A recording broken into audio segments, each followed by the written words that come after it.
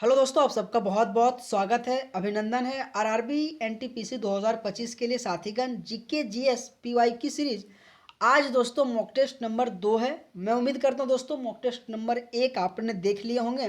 तो साथीगण आइए देखते हैं आपके एनटीपीसी में दोस्तों किस प्रकार से क्वेश्चन पूछा गया था। तो दोस्तों पहला क्वेश्चन देखते हैं कि तंजावुर के किस मंदिर में चोल वास्तुकला है और इसे सम्राट राजा राज ने की बनवाया था। दोस्तों इस क्वेश्चन को आपको याद रखना है। अगर दोस्तों मैं बात करूं तो इस क्वेश्चन का आंसर बेसिकली ऑप्शन नंबर 1 जो कि बृहदेश्वर मंदिर जो राजा राज के द्वारा दोस्तों ये बनवाया गया था। आइए दोस्तों इस क्वेश्चन के माध्यम से और भी आपके एग्जाम में क्या क्या क्वेश्चन पूछा जा सकता है। अगर मैं बात करूं कि तंजावुर का जो वह मंदिर है ना, जो हिंदू मंदिर है और बेसिकली शिव को समर्पित है। आपको याद रखना है कि तंजावुर का जो मंदिर है ना बेसिकली शिव के समर्पित है। यह दक्षिण भारत के सबसे बड़े मंदिरों में से एक है और पूरी तरह से महसूस की गई कि तमिल वास्तुकला एक मॉडल है। अगर दोस्तों मैं बात करूं कि राजा राजा जो चोल प्रथम है ना उनको 1003 और 1010 ईस्वी के बीच निर्मित बेसिकली ये मंदिर है और आपके एग्जाम में हमेशा इनसे रिलेटेड क्वेश्चन पूछा जाता है। अगर दोस्तों मैं बात करूं कि तिरु मान जो चेरी तमिलनाडु का एक जो प्रसिद्ध और शिव मंदिर है, इस पॉइंट को भी याद रखिएगा क्योंकि हमेशा दोस्तों आपके साउथ इंडिया से जितने भी दोस्तों प्रसिद्ध मंदिर है आपके एग्जाम में क्वेश्चन पूछा जाता है, आपको याद रखना है। अगर दोस्तों मैं अगला क्वेश्चन की बात करूं कि भारत में राज्य पुनर्गठन आयोग का जो कि गठन कब किया गया था। दोस्तों इस क्वेश्चन का आंसर बेसिकली 1953 में राज्य पुनर्गठन का आयोग का बेसिकली गठन किया गया था। आइए दोस्तों इनके बारे में कुछ जानते हैं कि आपके एग्जाम में इनसे रिलेटेड क्या क्या क्वेश्चन पूछा जा सकता है। बेसिकली 22 दिसंबर 1953 को भारत की केंद्र सरकार ने राज्य की सीमाओं के पुनर्गठन का सुझाव देने के लिए राज्य पुनर्गठन आयोग जो कि स्थापना किया था।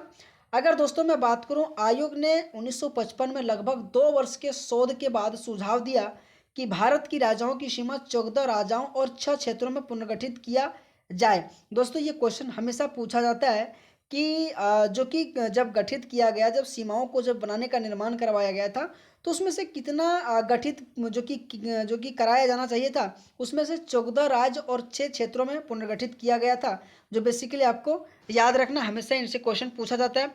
अगर दोस्तों मैं बात करूं कि फजल अली जो के एम पानीकर और एच एन कुंजरू जो बेसिकली राज्य पुनर्गठन आयोग के सदस्य था, और बहुत इंपॉर्टेंट है ये तीनों नाम दोस्तों, बेसिकली आपको ध्यान रखना है। 1956 के राज्य पुनर्गठन अधिनियम ने इसके कुछ प्रस्तावों को लागू किया था, इस पॉइंट को भी याद रखिएगा। और साथ ही कर 14 दिसंबर 1955 को यह रिपोर्ट लोकसभा में पेश किया गया था। अगर दोस्तों मैं बात करूं कि जो कि एस आरसी के कुछ प्रस्तावों को राज्य पुनर्गठन अधिनियम 1956 द्वारा अधिनियमित किया गया था और इसने एस आरसी द्वारा प्रस्तावित 3 के अलावा जो कि और भी इसमें से बारे में जो कि कहा गया और इसमें केंद्र शासित के अलावा जो कि बेसिकली 14 राज्यों की स्थापना किया गया था, जो बेसिकली आपको ध्यान देना है। अगर दोस्तों मैं अगला क्वेश्चन की बात करूं कि खिलाफत आंदोलन का नेतृत्व बेसिकली किसने किया था। दोस्तों अगर मैं इस क्वेश्चन का आंसर की बात करूं तो बेसिकली अली बंधु ने खिलाफत आंदोलन का नेतृत्व किया था। अगर दोस्तों मैं बात करूं कि खिलाफत आंदोलन भारत में एक अखिल जो इस्लामी ताकत है और 1919 में ब्रिटिश जो राज के दौरान भारत के मुस्लिम समुदाय के बीच एकीकरण के प्रतीक के रूप में तुर्की खलीफा को पुनर्जीवित करने का एक लक्ष्य के साथ शुरू हुआ था। और इस आंदोलन को पहले गांधी के असहयोग आंदोलन का समर्थन मिला, लेकिन 1924 में खिलाफत को समाप्त जो कि करने का बाद यह विघटित हो गया था, इस पॉइंट को भी याद रखिएगा। अगर दोस्तों मैं अगला क्वेश्चन की बात करूं कि निम्नलिखित में से कौन सा देश संयुक्त राष्ट्र सुरक्षा परिषद का अस्थायी सदस्य है। अगर मैं बात करूं भारत नहीं, जापान नहीं, कनाडा नहीं, और इस क्वेश्चन का बेसिकली आंसर ऑप्शन नंबर 4 जो संयुक्त राष्ट्र की जो स्थायी सदस्य बेसिकली चीन है। और अगर मैं बात करूं संयुक्त राष्ट्र की स्थायी सदस्य में बेसिकली कितने सदस्य होते हैं, तो 5 सदस्य होता है जिन्हें बिग 5 कहते हैं ना। अगर दोस्तों मैं बात करूं कुछ इनसे इंपॉर्टेंट, तो संयुक्त राष्ट्र सुरक्षा परिषद के स्थायी सदस्य जिन्हें स्थायी 5 पड़े या जो कि P5 के रूप में भी जाना जाता है। अगर मैं बात करूं चीन, फ्रांस, रूस, यूनाइटेड किंगडम और संयुक्त राज्य अमेरिका, ये पॉइंट याद रखिएगा, हमेशा दोस्तों इनसे क्वेश्चन पूछा जाता है। जो चीन, फ्रांस, रूस, यूनाइटेड किंगडम और साथ ही आपके संयुक्त राज्य अमेरिका बिग 5 में जो कि शामिल किया गया है। अगर दोस्तों मैं बात करूं कि महासभा जो परिषद के शेष 10 सदस्यों का चुनाव कराती है, जिसमें संयुक्त राष्ट्र के सदस्यों जो देश की कुल 15 हो जाती है, जिसमें से 10 अस्थायी होता है और 5 दोस्तों आपकी स्थायी होता है। और इन दोनों को मिला के दोस्तों कुल 15 देश जो कि इस संयुक्त राष्ट्र के सदस्यों में शामिल है और जिनसे हमेशा क्वेश्चन पूछा जाता है। 5 अस्थायी सदस्यों में से प्रत्येक के पास जो कि वीटो पावर है और उन्हें दुनिया भर के समर्थन की परवाह किए बिना किसी भी मूल प्रस्ताव परिषद के प्रस्ताव में पारित करने की अनुमति देता है। इस पॉइंट को भी याद रखिएगा। अगला अगर मैं क्वेश्चन की बात करूं दोस्तों कि तमिल नववर्ष को और किस नाम से जाना जाता है, ये भी दोस्तों बहुत इंपॉर्टेंट है। अगर मैं बात करूं विशु, वेस्ट बरस और विरुसा पिरपू और उगादी, और इस क्वेश्चन का आंसर बेसिकली ऑप्शन नंबर 3 जो कि विरुसा पिरुपू आ जाएगा। आइए दोस्तों कुछ और इम्पोर्टेंट आपके विशु, वेस्ट बरस और उगादी के बारे में जानते हैं जो आपके एग्जाम में पूछा जाता है। अगर दोस्तों मैं बात करूं उगादी, तो बेसिकली यह भारत के आंध्र प्रदेश, तेलंगाना और कर्नाटक, इन तीनों राज्यों में दोस्तों आपके उगादी फेस्टिवल मनाया जाता है, आपको ध्यान देना है। अगर मैं बात करूं दोस्तों कि इन क्षेत्रों में चैत्र के हिंदू जो चंद्र कैलेंडर माह के पहले दिन उत्सव के रूप में मनाया जाता है। हमेशा दोस्तों आपके एग्जाम में उगादी जो बेसिकली आंध्र प्रदेश से रिलेटेड करके क्वेश्चन पूछा जाता है, आपको ध्यान देना है। अगर मैं बात करूँ विशु जो कि दोस्तों आपके केरल राज्य से संबंधित है और बहुत इंपॉर्टेंट है, हमेशा आपके केरल से संबंधित फेस्टिवल में से विशु बहुत इंपॉर्टेंट पूछा जाता है जो आपको याद रखना है। और वहीं दोस्तों जो आपका जो अंतिम जो त्यौहार था ना वेस्ट बरस, अगर मैं बात करूं कि वेस्ट बरस बेसिकली गुजराती नव वर्ष या वेस्ट बरस जो कि दीपावली के एक दिन बाद मनाया जाता है और जो कार्तिक माह के शुक्ल पक्ष की प्रतिपदा को पड़ता है। इस पॉइंट को भी याद रखिएगा। बेसिकली बेस्ट बरस आपके गुजराती के नव वर्ष है जो आपको याद रखना है। अगर दोस्तों मैं अगला क्वेश्चन की बात करूं कि निम्नलिखित में से कौन सी भारतीय खदान दुनिया की सबसे बड़ी यूरेनियम खदान में से एक है। दोस्तों इस क्वेश्चन का अगर मैं आंसर की बात करूं तो तम्मालपल्ले खदान जो भारत खदान दुनिया की सबसे बड़ी यूरेनियम खदानों में से एक है, जो आपको याद रखना है। दोस्तों हर एक क्वेश्चन आपके एनटीपीसी में पूछा गया दोस्तों। और अगर दोस्तों मैं बात करूं तो जितने भी क्वेश्चन आपको मैं करवा रहा हूं दोस्तों, अगर इस क्वेश्चन को आपको नहीं आता दोस्तों तो प्लीज़ दोस्तों एक बार इसे स्क्रीनशॉट मार के जब क्लास खत्म हो जाना दोस्तों तो एक बार रिवीजन आप जरूर कर लीजिएगा। और साथ ही दोस्तों अगर इस क्लास का अगर आपको पीडीएफ चाहिए तो दोस्तों जोश एग्जाम मैग्नेट चैनल जो कि टेलीग्राम चैनल है दोस्तों, वहाँ जाके जुड़िएगा और वहाँ इस क्लास का जो कि पीडीएफ अपलोड कर दिया जाता है दोस्तों। अगर दोस्तों मैं कुछ इंपॉर्टेंट की बात कहूँ कि जैसे कि जादूगरा जो खान एक यूरेनियम खदान है और इनसे संबंधित हमेशा क्वेश्चन पूछा जाता है, जो बेसिकली झारखंड में जादूगरा जो कि खान है, आपसे आपके एग्जाम में हमेशा इनसे क्वेश्चन पूछा जाता है। अगर दोस्तों मैं अगला क्वेश्चन की बात करूं कि जो बेसिक निम्नलिखित में से कौन सा शहर राज्य की लगभग आधी सूती मिलों के साथ सबसे महत्वपूर्ण केंद्रों के रूप में उभरा था। अगर मैं बात करूं इस क्वेश्चन का आंसर तो कोयम्बटूर आ जाएगा, जो बेसिकली आपको ध्यान रखना है कि आधी सूती मिलों के साथ सबसे महत्वपूर्ण केंद्र के रूप में उभरा था। अगर दोस्तों मैं जो कि इस क्वेश्चन का आंसर तो बेसिकली 3 आ जाएगा। अगला क्वेश्चन दोस्तों कि बर्दवान का राजा कौन था जब अस्थाई बंदोबस्त लागू किया था। अगर मैं बात करूँ इस क्वेश्चन का आंसर तो तेजचंद जो बेसिकली बर्दवान का राजा था और उन्होंने ही दोस्तों स्थाई बंदोबस्त को लागू किया गया था, जो बेसिकली आपको ध्यान रखना है। अगर साथीगण मैं बात करूं कि स्थायी बंदोबस्त लागू करने के समय जो कि तेजचंद बर्दवान के राजा थे, उसके बाद मेहताब चंद के अधीन संपत्ति समृद्ध हुई और संथाल विद्रोह और 1857 की क्रांति के दौरान मेहताब चंद ने अंग्रेजों की सहायता ली थी। अगर मैं बात करूं कि बर्दवान के कई महलों जो कि संपदाओं के राजा बिक्री के लिए तैयार थे और उन्होंने 1793 में स्थायी बंदोबस्त की स्थापना किया था। इस पॉइंट को आपको याद रखना है। अगर मैं अगला क्वेश्चन की बात करूं कि 1967 में भारत में पहला प्रायोगिक उपग्रह जो कि दूरसंचार पृथ्वी स्टेशन बेसिकली कहाँ पे स्थापित किया गया था। अगर मैं बात करूं इस क्वेश्चन का आंसर तो बेसिकली अहमदाबाद में भारत का पहला 1967 में उपग्रह जो कि दूरसंचार जो पृथ्वी स्टेशन है ना स्थापित किया गया था। दोस्तों ये बहुत इंपॉर्टेंट क्वेश्चन है और हर एक क्वेश्चन दोस्तों आपके एनटीपीसी के लिए प्रीवियस ईयर क्वेश्चन है, जो आपके एग्जाम में हमेशा इस तरह से क्वेश्चन आपके एनटीपीसी में पूछा जाता है। अगर मैं बात करूं कि पहला प्रायोगिक जो उपग्रह संचार पृथ्वी स्टेशन ESCES 1967 में अहमदाबाद में चालू किया गया था और इसने भारतीय और अंतर्राष्ट्रीय वैज्ञानिकों और इंजीनियरों के लिए एक प्रशिक्षण सुविधा के रूप में भी इसे काम किया था। इस पॉइंट को भी याद रखिएगा। अगर मैं अगला क्वेश्चन की बात करूं दोस्तों कि औपनिवेशिक शासन को सर्वप्रथम कहाँ स्थापित किया गया था? बंगाल, सूरत, दिल्ली और बॉम्बे। और अगर मैं इस क्वेश्चन की आंसर की बात करूं तो जो कि बंगाल आ जाएगा इस क्वेश्चन का आंसर, कि औपनिवेशिक शासन को सर्वप्रथम बंगाल में जो कि स्थापित किया गया था। अगर मैं बात करूं दोस्तों अगला क्वेश्चन कि न्यूरॉन के किस भाग में सूचना प्राप्त होता है, ये भी दोस्तों आपके एग्जाम में हमेशा दोस्तों बायोलॉजी से संबंधित हर एक रेलवे के एग्जाम में दोस्तों क्वेश्चन पूछा जाता है, जो बेसिकली डेंड्राइट इस क्वेश्चन का बेसिकली आंसर आ जाएगा। और न्यूरॉन के किस भाग में सूचना प्राप्त होता है, तो इस क्वेश्चन का बेसिकली ऑप्शन नंबर 2 डेंड्राइट आ जाएगा।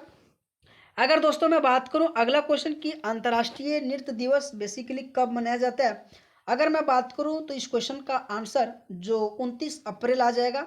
जो आपके एग्जाम में हमारे जो चाहे एसएससी हो, रेलवे हो, नृत्य से संबंधित बहुत बार क्वेश्चन पूछा जाता है।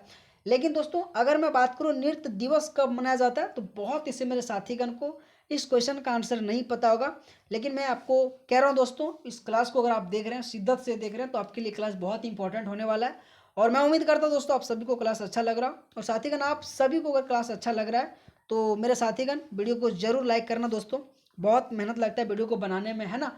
तो दोस्तों अंतर्राष्ट्रीय नृत्य दिवस बेसिकली 29 अप्रैल को मनाया जाता है।